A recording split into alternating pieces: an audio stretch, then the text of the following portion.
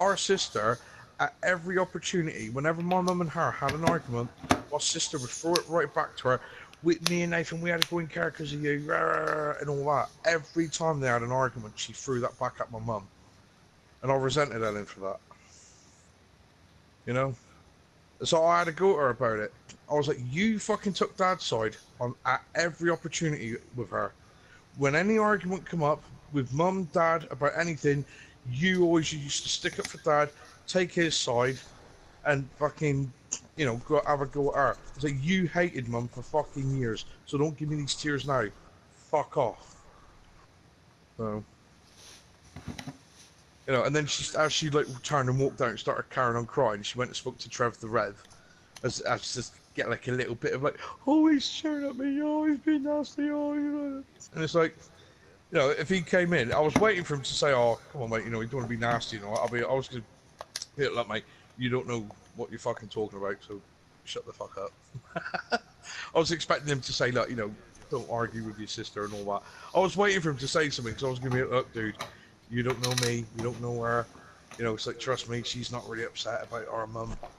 Andy, you know what she's like, don't you? Yeah. Uh-huh. At every fucking step of the way, they would argue. You know, and she always took Dad's. Even Dad could be 100% wrong, right? And she would just take his side over Mum's, no matter what. Do you know what I mean? Ellen never stuck up for Mum. You know. I mean, I know Mum wasn't fucking right all the time, but it's like, when Dad used to be sat there going like, "Oh, your fucking mum says this about me, says that about me. I don't even get involved in the arguments. I don't say nothing. Blah blah blah." It's like, well, fair enough. Yeah.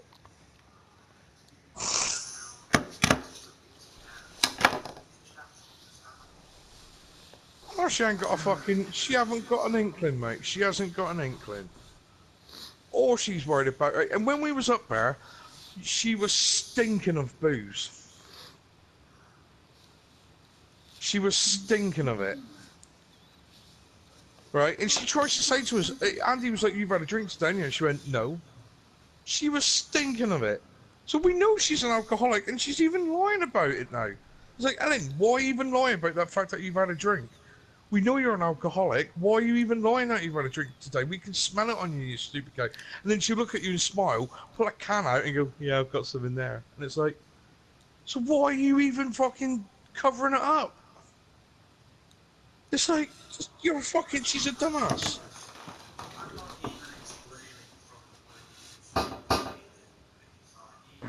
Like you said before, Ash, you lied to yourself. Yeah, because you lied to yourself about it. That's what she's doing. Yeah.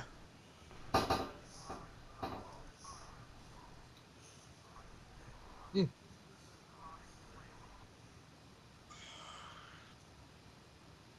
I mean, it's like she just won't even. It's like whenever she's got like an AA meeting to go to and whatever. She don't even go to them. She never even tries to make it. You know. And what pisses me off, right? She's on ESA at the moment. No, she's either on the same money as me, or she's on the bracket higher. And if she's on the bracket higher, she's on about 251 or 252 a fortnight. Now, if she's on the bracket below that I'm on, that's 203 or 203 or 204 a fortnight. Either way, she's getting more money to drink, and she's not seeing any help. She's not getting any help about it. She's getting all that money, so it's about just over 100 quid a week or more for alcohol. Oh, and she's got a mobile phone, and she's like, "Oh, I need that. I got to stay in touch with people." And it's like, Ellen, you don't even talk to your own kids that much. She don't need a mobile phone. And yet I'm It's like, I'm, expected to look for work with all my problems. you know, I'm telling you this now. I'm seriously thinking of ringing him up, saying, "You do know my sister is not getting any help whatsoever. She's not even trying. She's not even making any effort.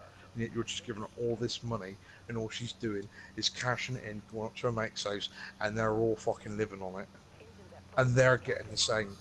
They're all just drinking together."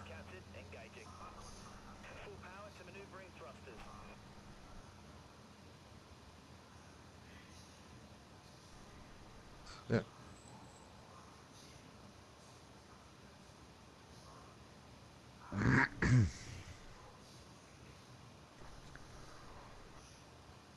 Yeah, 'cause you've been there. Yeah, yeah, yeah.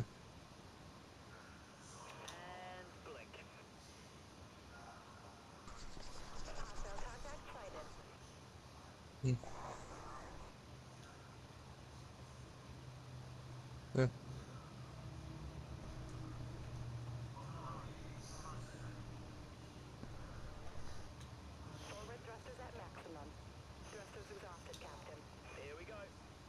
She won't know.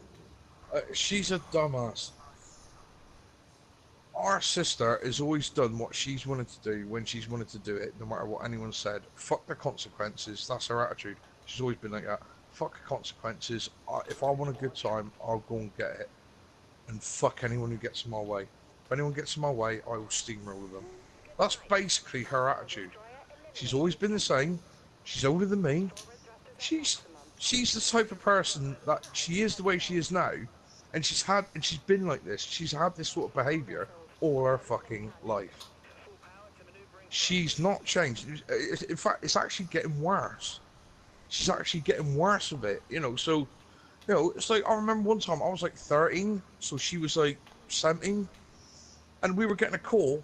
I got a call one morning about 2 o'clock in the morning or 1 o'clock from her. And she was like, "No, can you get Dad to pick me up? Because I'm down in the Barbican and I've lost all my money." Blah blah blah blah blah blah blah blah.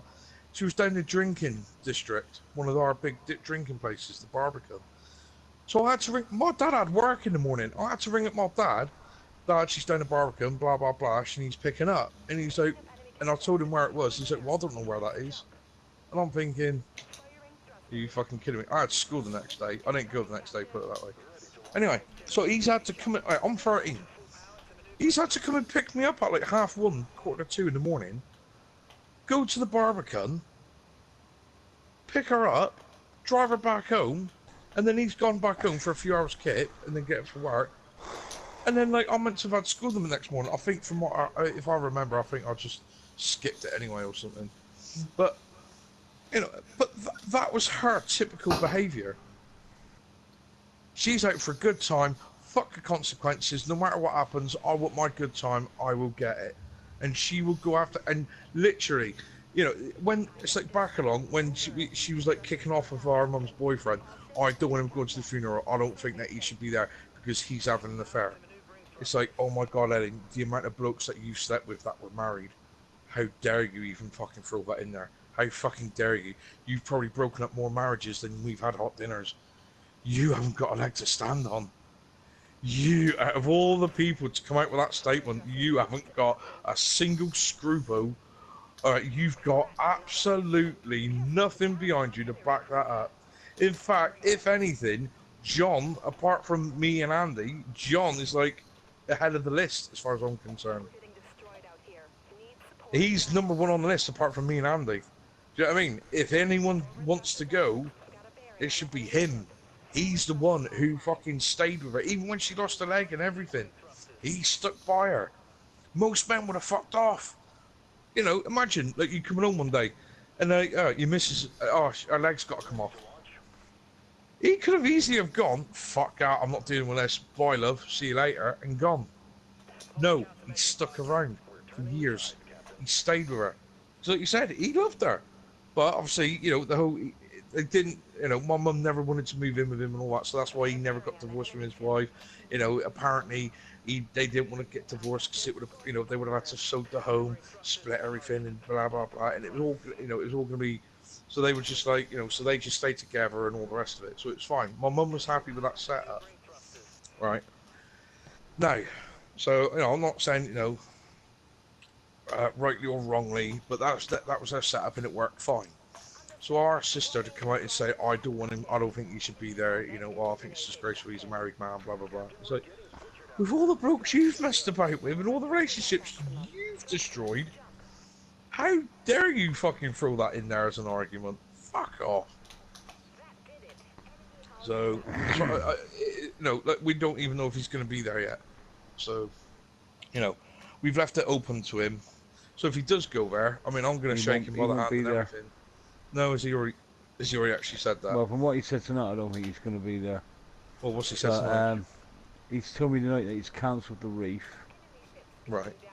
Because because he didn't realise he didn't want any flowers. He thought, oh, they'd be out of place.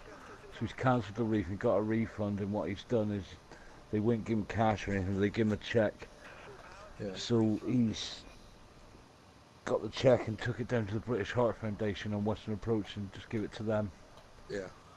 A £60 cheque. Cool. Well, again, I'm happy with that because at least a charity is benefited from it. Yeah.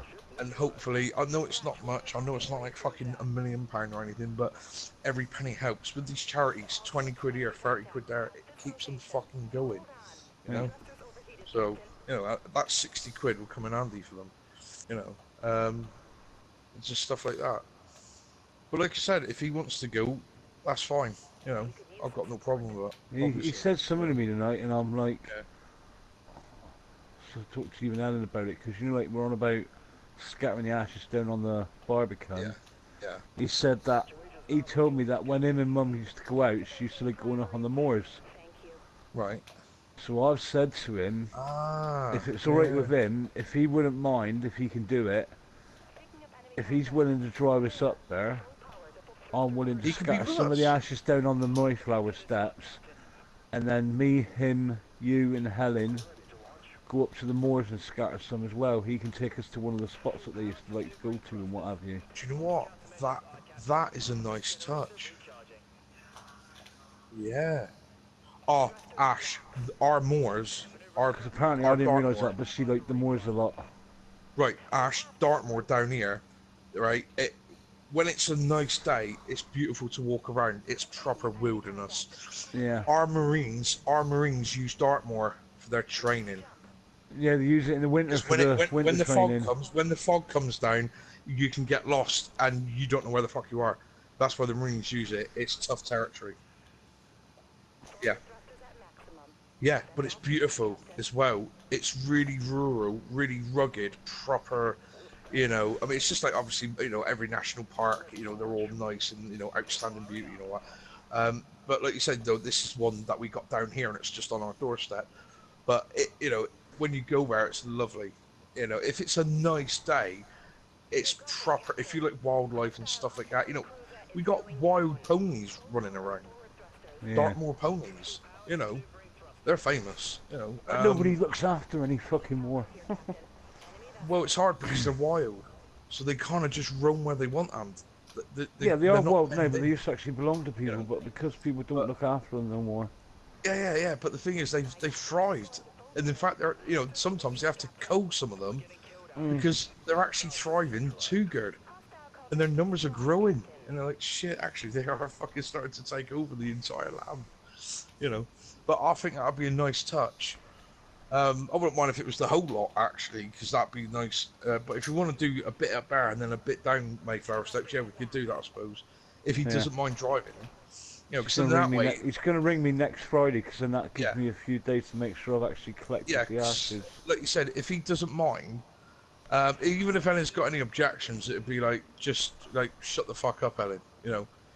If he looked at, you know, he and Mum, you know, he gave her that happiness. Yeah. You know, and at least this way, this would be John's way of saying goodbye as well. Yeah. You know, this would be his full stop. So I think that would be. Does anyone mind being on YouTube? Because I had a really good game of whatever, and I'll probably just throw a clip up there, of this up there. Yeah, go on. Yeah. You'd rather not. Oh, that's fine then. Don't worry about it. Yeah, I mean. Well, I can't because I'd be uploading a clip of. Actually, I don't even think your voice is